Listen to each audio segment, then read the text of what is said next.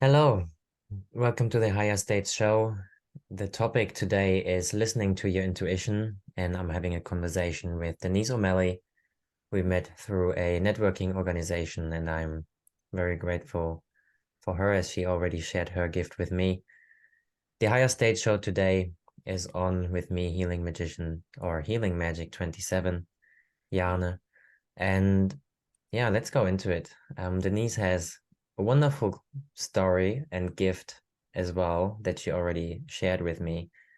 And her gift is something that I definitely want to tap on a little bit later, as it already helped me to tune more into the gratitude um, for life, really, to see my surrounding and to be grateful for what I have, and also my path in the past, that the experiences that I had were all there for a reason.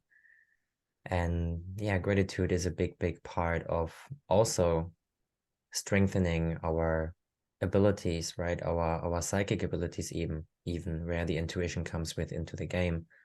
So Denise chose the topic listening to your intuition, and if you listen to that topic, why did you choose this, Denise? Because I was listening to my intuition. That's the smart aleck response. You know, I don't think we do it enough. I think people are afraid to listen to their intuition, and I've just learned that when I hear this little voice in the back of my head somewhere that says something, that it's just got to come out, and um, it's right more often than not. So I feel that it's been given to me as a gift, whatever people's philosophy and beliefs are. Is it God? Is it universe? Is it spirit? Whatever. And that, okay, it's smarter than I am. So shut up and listen to it. I like it. I had I had a walk the other day, and I said to myself, actually, Jana has no idea what he is doing at all. So I said this to myself, and it was me talking from my egoic perspective then about this as well. And yeah, I like what you say, intuition, God, source, spirit, all the same thing, right? They all playing together in this whole pot, or in life. And you named something very important, I think, the little voice in the back of the head. Mm-hmm. Tell me more about that little voice in the back of the head. Oh, where do I want to go with this? Mm-hmm. Throughout my career, um, had a very successful career, built a very impressive resume. I'm not saying that to brag. It just is. It's all ego. I don't like my resume. I don't use my resume for anything. But it was very corporate and very confined. And I did the things that I knew were right. Intuition had nothing to do with it at that point in my life. And I can tell you I was unhappy, successful, unhappy. And I had to get out of it. Actually, what happened for very long years, or for many years, I drowned it in alcohol. And I um, realized that I had had my lifetime allotment of alcohol about 11 years ago. That's what I like to call it. And I realized that I had a problem with alcohol, and I haven't had a drop in 11 years. And when I came out of that alcoholism, and I really believe that drinking was a way for me to mask this unrest, uneasiness. But when I came out of it, I didn't know who I was. And I just had to start finding a new path. And through that path, I started to find my own spirituality. And um, I I just started realizing there was this voice that maybe it was the voice that would, there's the good and the bad, right? And where at one point the bad voice was saying, oh, just have another drink, you'll be fine, just you don't have to deal with those emotions and feelings anymore, just to have another drink. And then this good one was like, okay, we got to do something with this knowledge. You got to do something different. You got to find a different way to channel it. And I just started, to me, it was just voices in my head. And then I'd go to AA meetings and I'd talk about these voices in my head, thinking I'm completely losing it. I am wackadoodle. And everybody's heads are nodding. They understood exactly what I was talking about, that we have this little voice in our head that we need to start getting in tune with it and listening to it, because it's coming from somewhere. It could be our subconscious, it could be spirit, it could be God. I don't know where it comes from. I just know it's smarter than I am. And so I just listen to it. I thought I'm going nuts as well. When I Mhm, learned to listen mhm, more closely, it feels super weird mhm, because we're start doing something that is the whole opposite than what we used to do from an egoic perspective. And I believe many people, the majority yet, are to find that little voice, even to find out which one of those it is in the head, right? There are different voices that I found in my head are playing out. I guess you agree. It's it's a challenge to find that little voice in the back, because mhm, this voice is soft, this voice is gentle, this voice is not telling you you should do things or you could or whatever. It's mhm, very clear, very precise, and the information that comes, mhm, I also can trust. mhm. Though, what do you think is blocking us as a collective, or the individuals that contribute to the collective, to listening to that small little voice and to discern that voice? Yeah, boy, that's a really big question. So I'm just gonna go from my gut here. There's a variety of things. Number one is trust. They don't trust it. Number two, they can't hear it. You got to get quiet in order to hear this little voice. And I'm talking meditation, prayer, sit on a rock somewhere and listen to the creek below you, type of a thing. You have to hear it. You have to listen to it. And for me, I found it in meditation. And I'm not the world's best meditator. I own a copy of the book, Meditation for Dummies. So, this was not a natural inclination for me. But for me also, it was when I stopped drinking, we found a church that was a very spiritual church. And they had meditation before the early morning service, 8 o'clock on a Sunday morning. And we'd traipse across town, my husband and I, to go to the service. And they had meditation a half an hour before the 8 o'clock service. And so we'd sit there with meditation. But there was something about that environment that I needed at that point in time. I needed to get quiet. And between the music and the setting and the awesome feeling of oneness at this church, I would tap into it. And in fact, at one point I complained to the pastor because they stopped having the services schedule. When you walk in, they'd hand you a piece of paper with here's what the service is going to be. They stopped doing it. And I complained to him one day, and I said, I really need you to bring that back. And he's like, why? It was a huge expense to the church. And I was like, because I filled it with notes. And it wasn't necessarily listening to the service, but it was sparking things in me and like downloads from the universe. And I was just writing in teeny tiny print things that this little voice was saying to me, that I was feeling, that were ideas, and they were really good. And I'm looking at it going, where did this come from? Because it was really good stuff. And I ended up bringing a notebook with me after that, to every Sunday. I didn't convince them to reprint the schedules anymore, but it's so for somebody who's struggling and says, I don't have that little, and I'm going, I don't, that's just weird stuff. No, you have it. Everyone has it, but you have to trust that it's there, and you got to stop and you got to listen to it. You got to find it first. And that comes from getting quiet and listening. I think many people, because I've been there as well, I said to myself, no, I don't have it, or I can't see it. It's Mhm, nothing tangible. mhm, So the trust aspect can be left behind. mhm. And I remember me being in a very young, I don't know, around 14 eventually. It was like where I chose to not go, where I chose not to go into the church any longer. Mhm. Because it was something not resonating. I wanted more, and they Right. couldn't give me the answers um there any longer. Mhm, However, listening to my intuition, my mom said that your intuition is in your heart when you listen mhm. to your heart.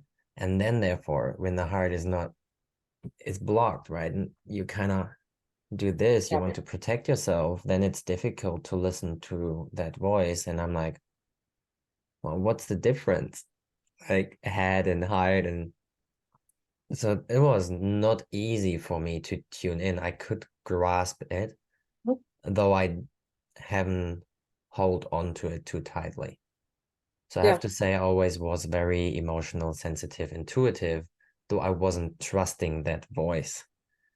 Yeah. Because Well, it's man, not going to happen overnight. mm-mm, It's not. And, if you had told me 10 years ago, 15 years ago, if I'd been listening to myself today and, so, trust and quiet down and listen, I would have told you you're full of it. It was like, sorry, that's for you wackadoodle people. It's not me. I you're just really far out there. In fact, I had some friends that were really far out there, and I felt that I was the one grounding them into reality. And so I needed to stay a part of their life. No, no, no, no, no, no. It was the opposite. But there are people who are not ready to hear it. They're not ready to listen to that inner voice. And I'll guarantee you, they're not listening to this podcast at all. They'll stumble over it. And if they do, it's because they're just starting, they're opening up that awareness. They're just starting to move that direction where they're like, maybe there's something to this. And, oh, she's just full of it. She doesn't know what she's talking about. But then it starts easing it in. It's kind of like it just starts seeping into your pores. And for me, the only reason why I really listened, I was at the bottom of my barrel. I didn't have any other options. I hated what I was doing in my job.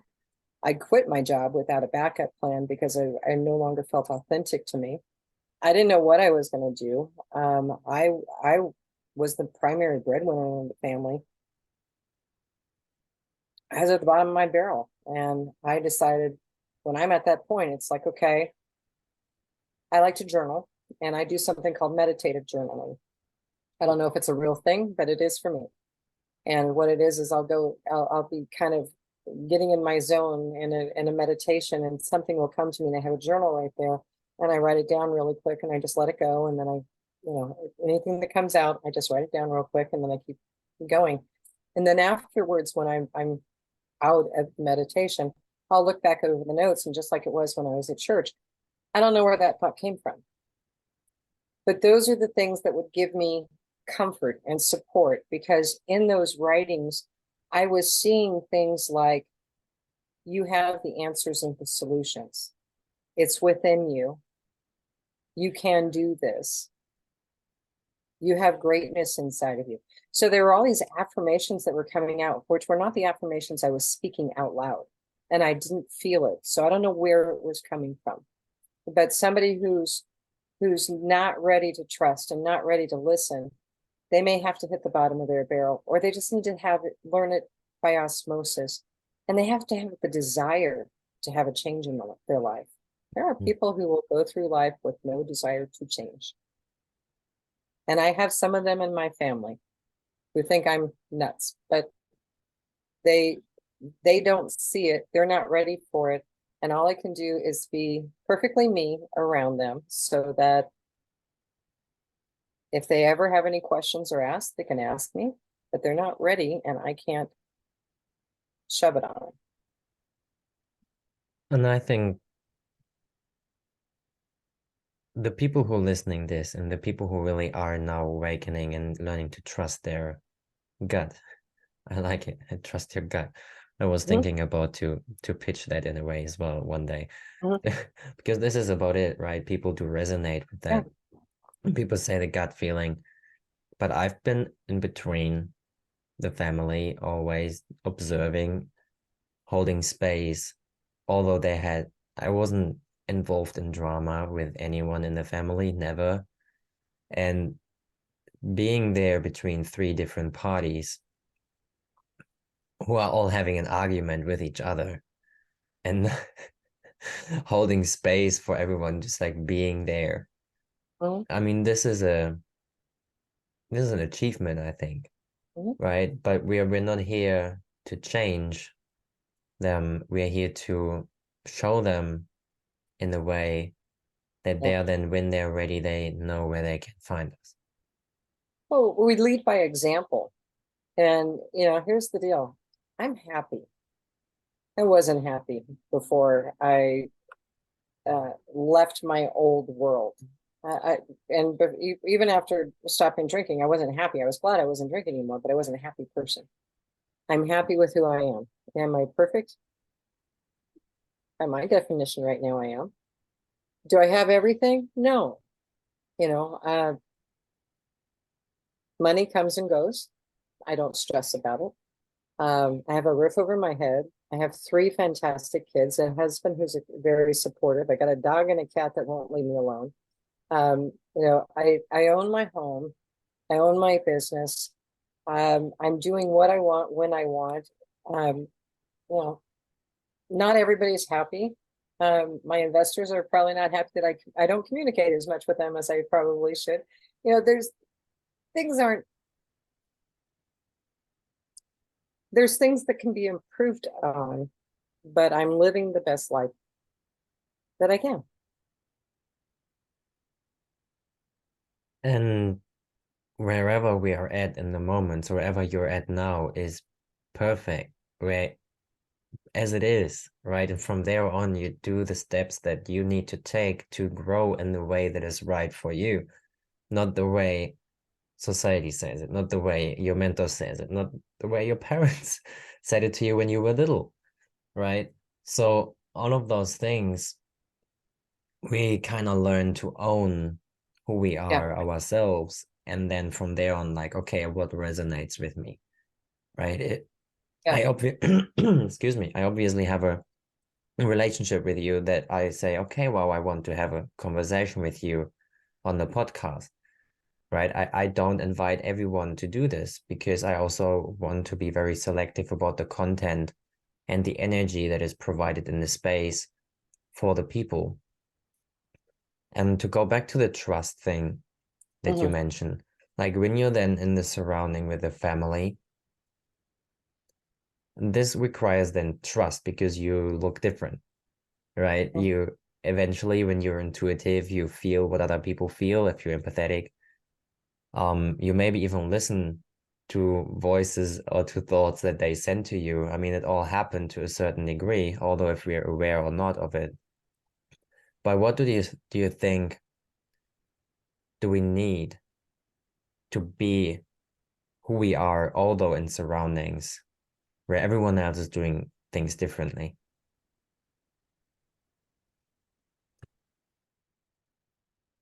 Well, the word that's coming to mind is self-accepting. Um, Mm-hmm. you know, we have to get ourselves to a point where we are happy with ourselves. We will never be perfect in somebody else's eyes. Oh, that's a false statement. But even then, I mean, I'm thinking of relationships. I officiated a wedding yesterday, and they would probably disagree with me saying that perfect in each other's eyes, but you know what, we really aren't. And there are things that people may want us could be pressure from people in our world for us to change because they're uncomfortable with who we are and what we do. And so it can be an uneasy dynamic, but we have to remain true to ourselves. For me, it's self-confidence. I know I'm not perfect. I do know that I'm perfectly imperfect, and I will be myself. And yes, I change a little when I'm around my parents. Why? Because they built me, and so they installed a bunch of the buttons that they can push with me. Definitely. But they also don't understand me because they don't understand.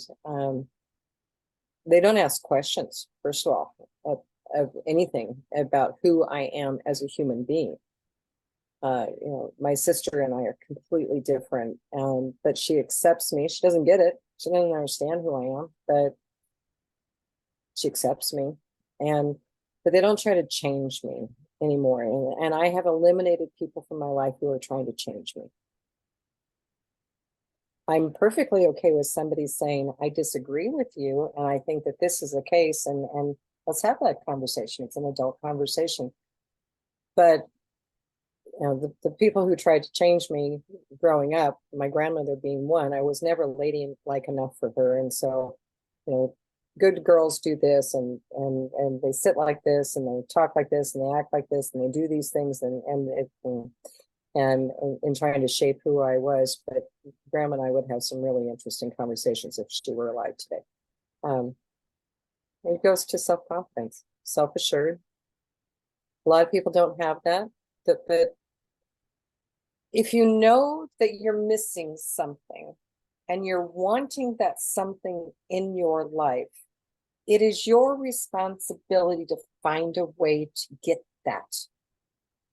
Find the mentors to help teach you. Read the books. There's a ton of good books out there, right? Awesome speakers, YouTube videos. If you're uneasy, you have a feeling of what it is that you're missing, start Googling it. Start learning about it.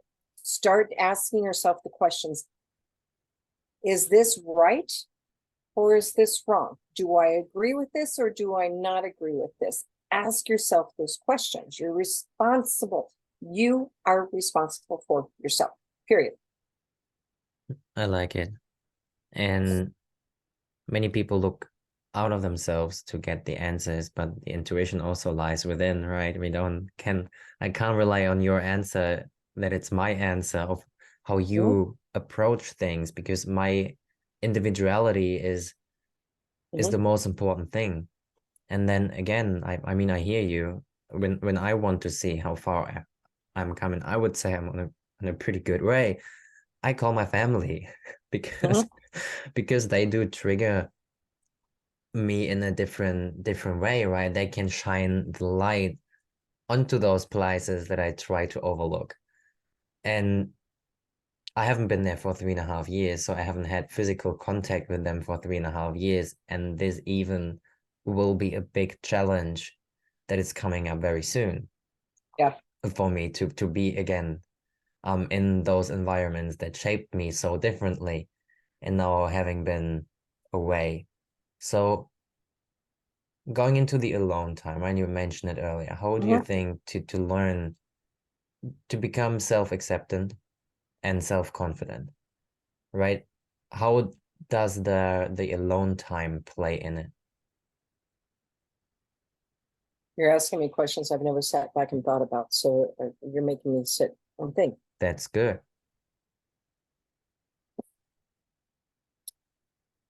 So here's how the alone time plays into it for me is I get a lot of ideas in that alone time. When things are in turmoil, I literally can fill notebooks with, as I said, I journal when I in these alone times when I'm thinking about things. I just dump my thoughts into journals. And then I go back later and I start implementing. If some of them are ideas to implement, I start implementing them. I start finding a way to do it. And I get confidence from people saying to me, oh, that's a great idea. I have some who will be, I'm not too certain about that. Have you thought about this? But 9 times out of 10, if it's an idea that has come to me during those quiet times, it is again, to me, it's a gift from a higher power, the collective, the universe, God, spirit, my spirit guides, whatever it may be. So it's a gift to me for that idea. It is now my responsibility to evaluate, can I implement this? How will I implement this? They give me the ideas. I got to make things happen. There is no magic wand that goes on where it's suddenly going to change. I have to do my part. And then when I put that out there with trepidation, especially the first times when I first did it, and it was like, I don't know what people are going to think about this. The confirmation I get back from people is what feeds my self-confidence. I don't know if it's true for everyone out there. I can tell you it's true for me. I think we're all looking for validation in a degree, but it's good that you say those ideas, they usually come in the quiet time when you take the time to journal. I started journaling a year and 9 months ago, not even 2, but I never knew how to put that onto paper. And it has been one of the biggest challenges that I that I faced, excuse me. And also with drawing. I always wanted to draw, right? But I haven't had the self-confidence. I haven't accepted myself for who I was. So I had difficulties to channel that information onto a piece of paper.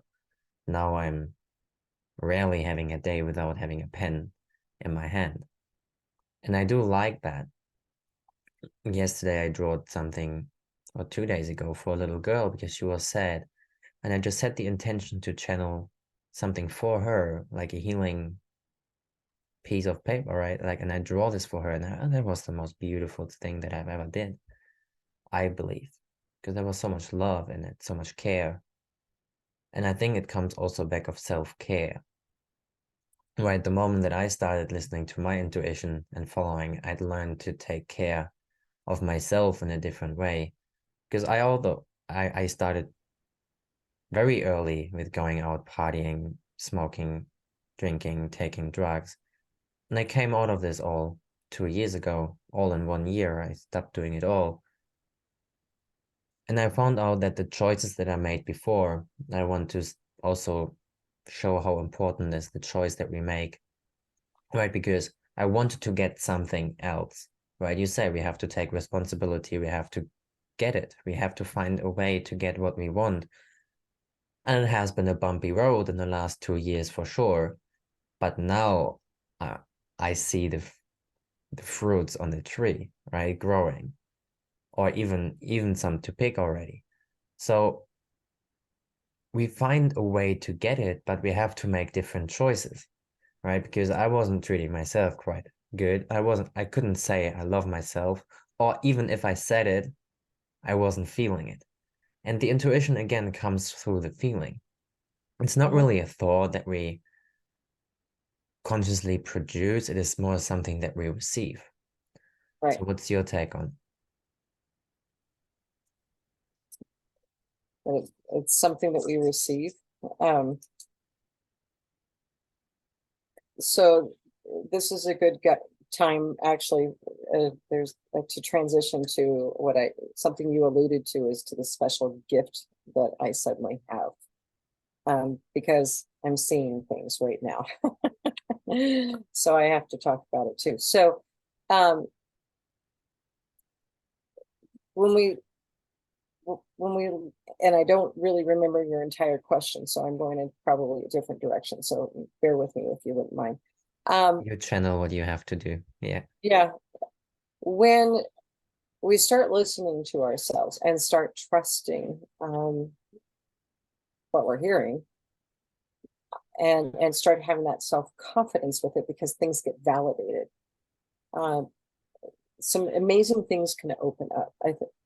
I really truly believe that everybody has unique gifts that are dormant in many cases, where they don't know that they're out there.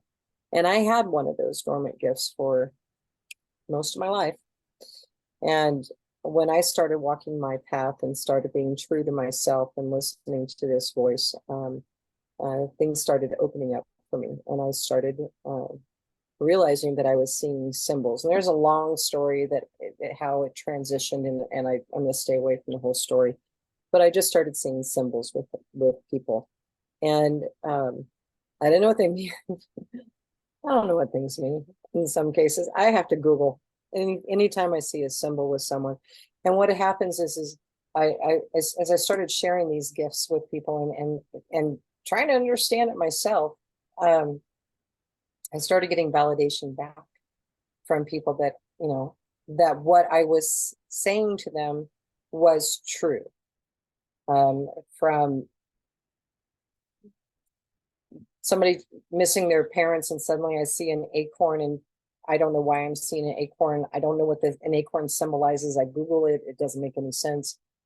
She says, I know exactly what it is. And she walks away and comes back with 2 acorn containers. And it turns out it had the remains of her parents in it. How would I have known that? And so this has become actually a really interesting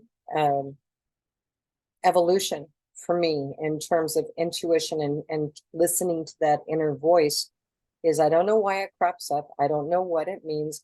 And I have come to realize that it's not a message for me. I'm just the conduit.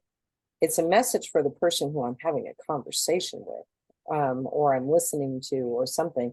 It could be a confirmation of their personality, or a message to them on what they're supposed to do. And I never know when they're going to crop up, but when they do, I immediately turn to my computer and I start typing, what is the symbolism of this? Many times I don't know what it is, so I'm describing it in Google, and it comes back with an answer for me, and then I'm able to go on. And do you see another one? I see a lot of symbols with you for some reason, but I do see another symbol with you. And if you are okay with sharing this publicly, I would be more than happy to share it with you publicly. Oh, please. Yeah. Okay. So when I'm, just for those who are watching, when I'm seeing something, it's typically over the left shoulder. It's not like it's physically there. It's just in my brain. I see it. Okay. I know there's nothing over his left shoulder, but in my mind, I am seeing something. And I didn't know what it was, but it's the shape of the Washington Monument. And so I was like, okay, well, what is the shape of the Washington Monument? Well, the shape of the Washington Monument is an obelisk. So I don't know what an obelisk means. So I'm going to Google obelisk symbolism. And it may already mean something to you. We'll come to that in a second. There's a lot of things to find, but it looks like it's about transformation. It's about eternity. It's about immortality. It's about commemorating and honoring the dead. And I have no idea if that means anything to you whatsoever.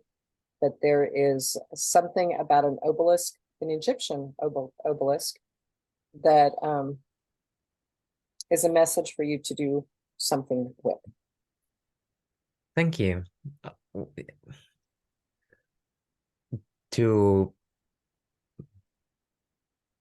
I'm a little bit speechless, as it does mean something for me, obviously, right now. So what came with what at first, like, how many symbols do you see at the same time? I only see one, yeah, typically at a time, although things can matter. So the color typically matters. I'm seeing white in this case. So typically you have to Google what is the symbolism of the color white. And I'm going to tell you, I know from having done it before, it's purity, newness, something along those lines, virtue. And then if it's a shape in this particular case, what the shape is, I frequently see birds. Frequently I see flowers. They drive me crazy. I don't know what they mean. I have to really, and I don't know one bird from another. So I really struggle with those. But I always get the answer. And so sometimes the location can matter. If I can see that a location around it, so there's different depth steps to it, but I normally only see one symbol at a time. And I have never seen the same symbol twice, meaning I've gone through a lot of symbols. It doesn't tend to come up with someone else.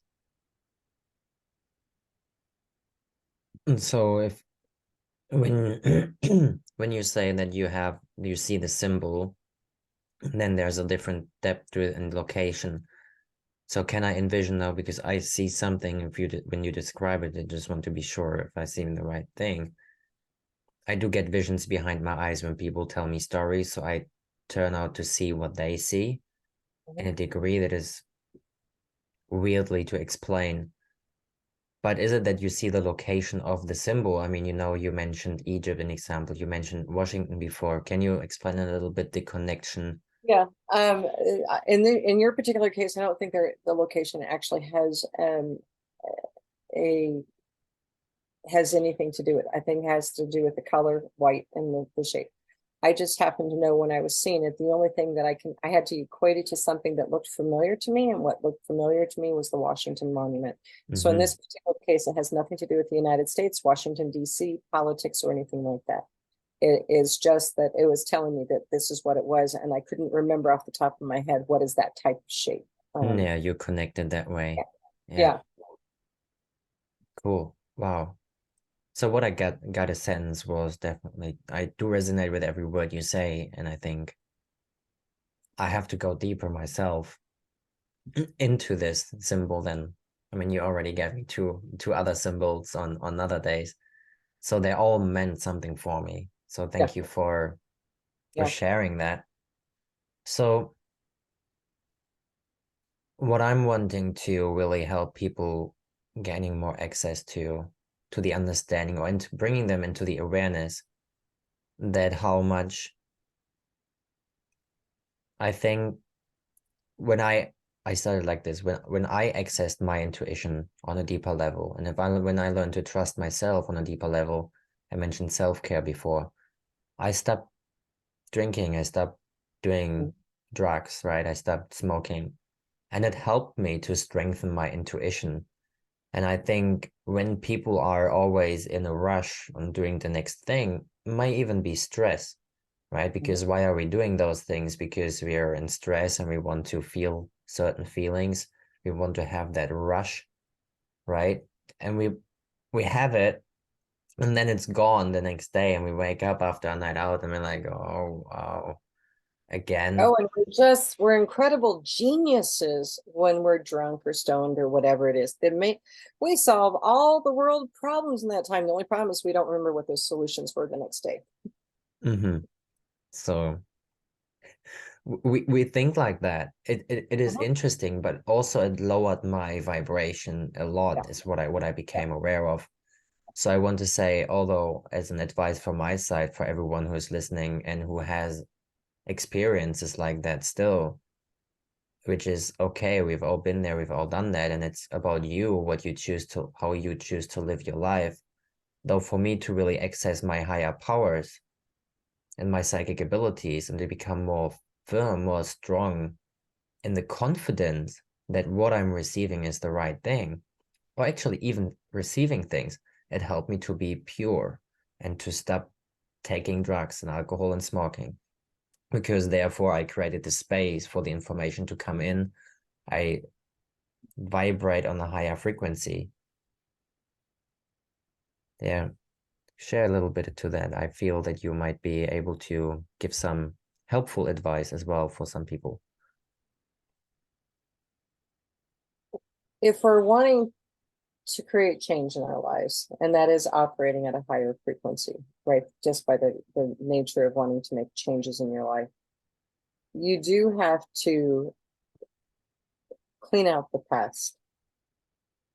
It comes in many ways. It can be drugs and alcohol. I mean, I was joking, and I wasn't joking when I said, when I go out drinking, and I remember being at a bar and solving all the life problems in the world. That, hey, here's the perfect solutions, and the next day you can't remember what it is. Well, it probably wasn't all that great of a solution at that Or you time. maybe don't have the energy to implement Yeah, it. Yeah, but we were impaired. We really didn't have the clear vision as to what was going on. Stopping drinking was one of the best things that I ever did. I wish it had been years earlier. I missed out on a lot of my kids' early years, and they're good kids today. They're adults, and I have a good relationship with them. I'm very thankful for that, and I know I did, in spite of everything, we did pretty good. But you cannot make good decisions about your own health if you're poisoning it, if you're putting toxic things into it. And that could be from bad food to smoking to drugs to alcohol. A lot of all of that goes into it. And I know some people who would argue with me and say, oh, I've never been, more psychic or more intuitive or anything than now. And they're, smoking and drinking and everything else. And I'm like, no, I know better. You're just not. It helps to have a clean slate. By that being said, I admit I have a bag of M&Ms right here. So, it doesn't mean I'm virtuous. It means I'm human. But I make decisions for myself with a clearer mind and with reason. It's a choice. There are those who I know who are completely rid their lives of everything, and I think that's great. That's just not where I am at this point in my life. And so if somebody's wanting to make changes, yeah, start with the one that you know that you need to stop right now. Everybody has one. And it's either going to be, oh, I got to stop eating McDonald's, or I need to stop eating M&Ms. I need to stop smoking. I need to stop drinking. Just tackle one vice at a time. Be Big kind. lesson that I had to learn. My awakening, or my remembering. I think it's a remembering, right? I thought I can do everything at the same time, and it was a challenge of doing that, because I have large ambitions, and I'd say I'm more ambitious than the majority of the people in my age even as well. So the moment that I knew what I did to me, and the moment it really has been right in front of me, so I had to look at it, and I'm like, had nothing to do with self-love. I'm eating food that is slowing me down. I'm drinking and smoke, all of those things. I'm okay, I'm stopping them. And I stopped eating meat. I stopped eating dairy products. I stopped smoking. I stopped drinking, and all that is similar timeline. And it was a lot to handle with, because It you is. don't do those things and people fall away, right? The conversations that you have with people change, and then you at the same time have to deal with your body has to catch up on all the new things. So now Yeah. I'm still dairy at times back. So I kind of readjusted to just listen to my body and what it's telling me. Yeah. And, you know, I think you can, I said work on one thing at a time. I think you can work on more than one thing at a time, but you need to be smart about it. And I definitely recommend you have support in going through it. The biggest thing, anybody who's wanting to make a radical overhaul and they have this intuition to change their life, they need to work on their triggers. That's where you got to spend your time. What of the things that you're trying to change in your life, perhaps they're bad behaviors, or you think of them as bad behaviors. What triggers it? Because that's what you got to be working on. Yeah, you can quit smoking. Yeah, you can quit drinking. Yeah, you can stop eating the junk food. You can eat healthy. You can go vegan. You can do whatever. You can do all those things. If your trigger hits and you don't have the mechanisms to deal with that trigger, you're going to go back to it fast. My trigger was my middle child. He was a handful, love him to death, but he was a trigger for me because, and he would get in his mood, as I would call it. I want to go right back to it because that was my comfort. That was what I went to when I had him. So you've got to know what your triggers are. You need to work on those. And it could be working on a relationship. It could be on doing something different. And one trigger for me in drinking was being in a hotel room. So you've got to have plan Bs.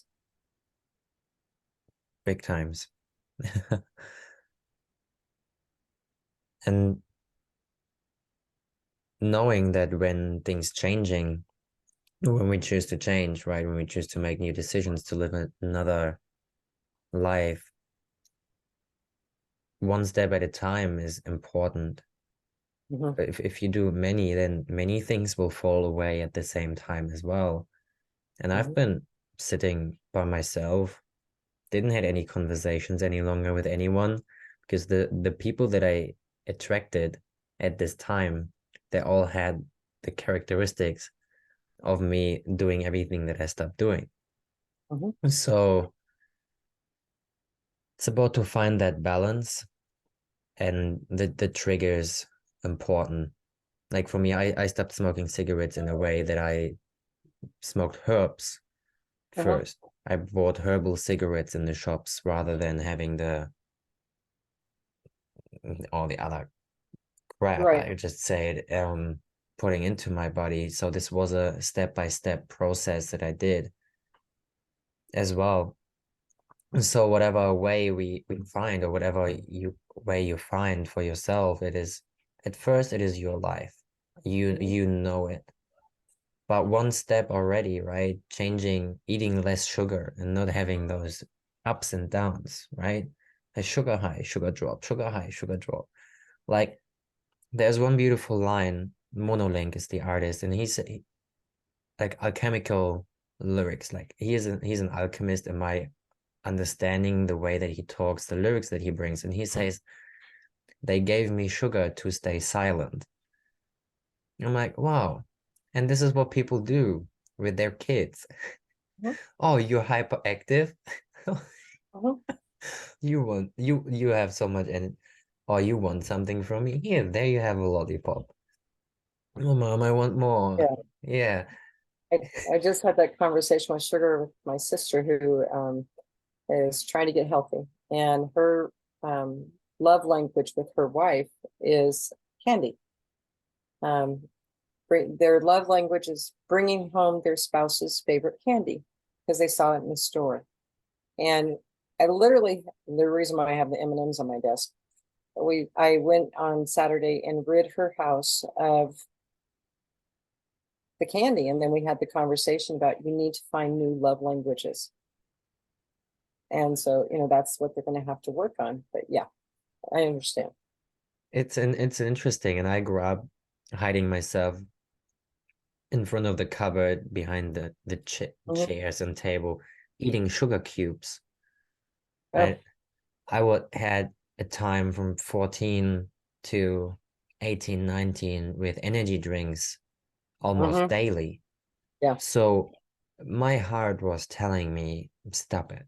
I had heart pain at times. Felt like a cramp in my physical heart. And I had to kind of stretch myself out to lengthen the muscle that has been around there. So it's a quick fix, right? Again, people want to have the quick fix, and I wanted to have the quick fix as well with stop doing all of that, because I saw people who were doing those amazing things who I felt just drawn to their energy, and I want to become like them, or they had certain traits that I admired having. So I started making choices, and whatever that it was for me was the right way, obviously, because I had to learn what I had to learn. But it is about to make a choice rather than to procrastinating on making a decision. Because if I'm sitting with it for too long, then the train is gone, right? So many people, they never make a decision. And this is also as bad as making no decision. I've been there as well in certain areas, and we're all doing this. But anyone who wants to access themselves in a way that they can go out there being confident, right? Mhm. I think it all comes back to self-care and self-love and learning to do the things that feel right for them rather than to follow along what everyone else is doing. No, you're absolutely correct. But there are people who don't understand self-care. They don't Hmm. understand self-love. They don't understand self-acceptance. And those are the people who,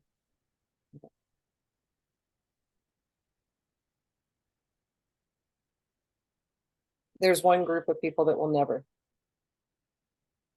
never understand it. They're not open to accepting it. But I love seeing when somebody is suddenly opened up to that and they don't understand it and it scares them and they feel inadequate and they're overwhelmed and they're terrified and they're stressing out and everything else because they don't understand those principles of self-care, self-love, self-acceptance. But when they start getting it and being able to start seeing them bloom, they just need to have a good coach. They need to have good mentors. They need to be reading about it. They need to learn. This is the taking the responsibility to say, I want that. How do I get there?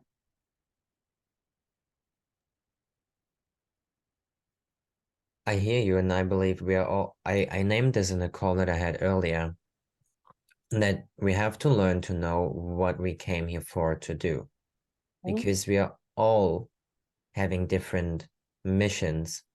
mhm, They all lead to a similar destination, and though we're all here to embody a different way of living, a different way of being, right? And who do I want to be?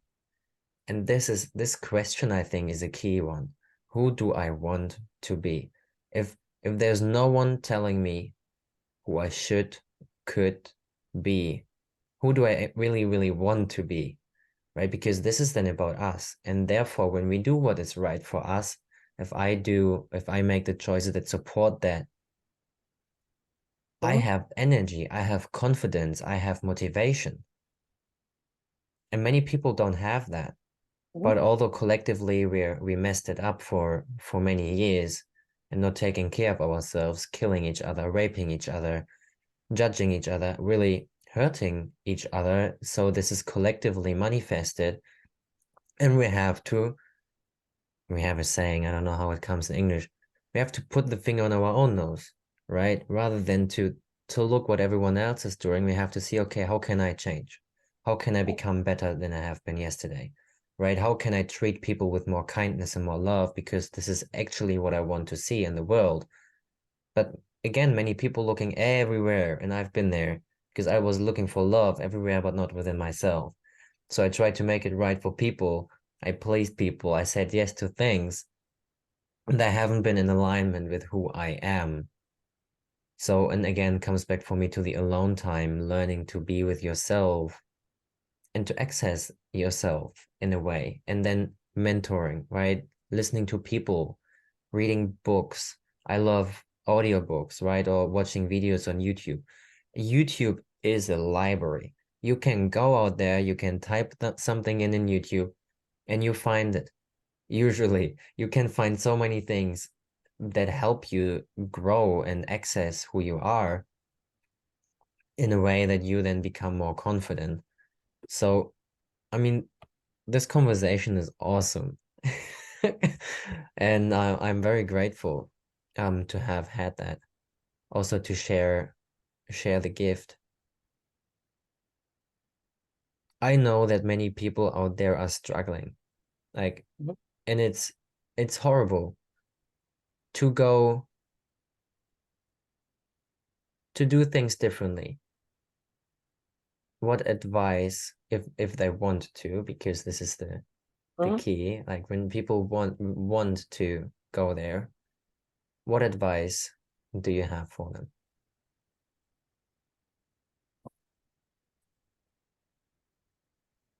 I think my best advice is this,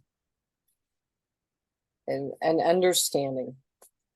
there's, there is a lot of people, yeah, who just don't know where to go for next. But here's what I found is that when in finding my life path, and the life path, following your life path is what it will bring you happiness. It'll bring you joy and fulfillment, and you know that you are serving the purpose that you were placed on this earth to do. Well, for 50 years of my life, I didn't know what the hell that was. I just was doing jobs and, unhappiness. So what I discovered was when you are on your life path, here's how to know if you're on your life path and not on your life path.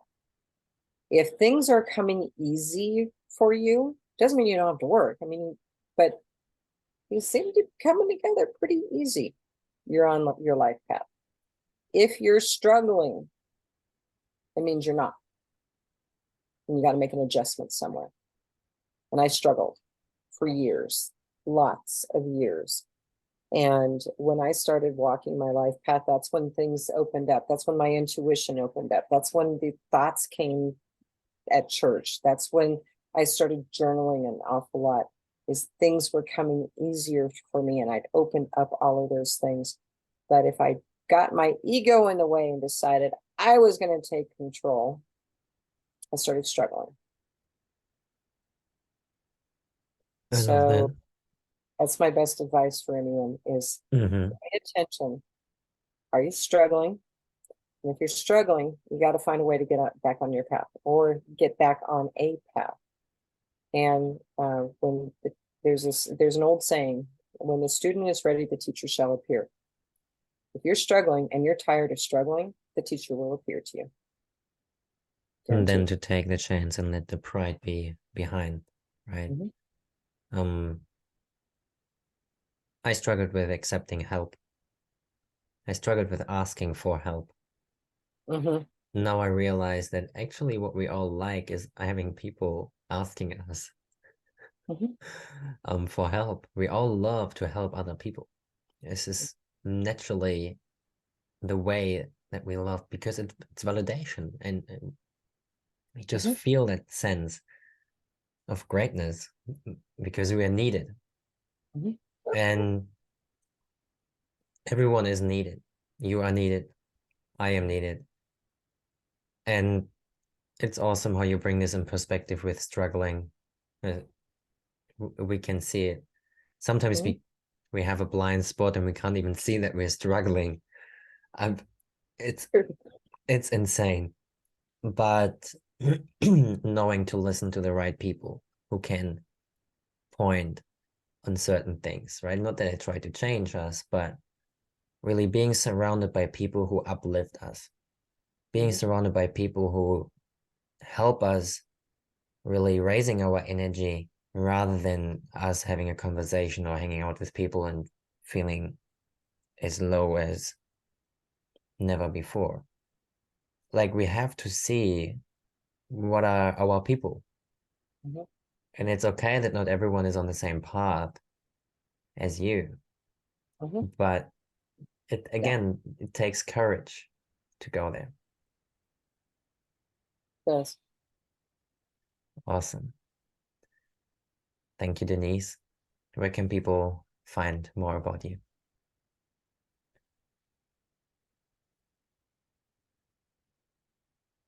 Where can people find more about you, Denise? Oh, sorry. That's so good. I was listening to that same voice. That was peaceful. One of the easiest ways is on LinkedIn. Look up Denise O'Malley, connected to you. So that's one way to find me, is on LinkedIn. Another is go to my website, and my website is youdefinewellness.com. That's YOU definewellness.com altogether. But the easiest way to reach out to me is through through LinkedIn. Awesome. Thank you. And it's been awesome. I'm excited, and we will see us again. I think as the time is now. And yeah, it's been an awesome conversation. Thank you very much. For everyone, Yes, my pleasure, my pleasure. And for everyone who wants to know more, check out Denise O'Malley on LinkedIn, and yeah, youdefinewellness.com is her website. Keep following the podcast. Thank you so much for taking the time to listen and to grow and to expand with us together. You will find information about me down below as well in the description. See you in the next episode. Thank you so much. And thanks, Denise. Thank you.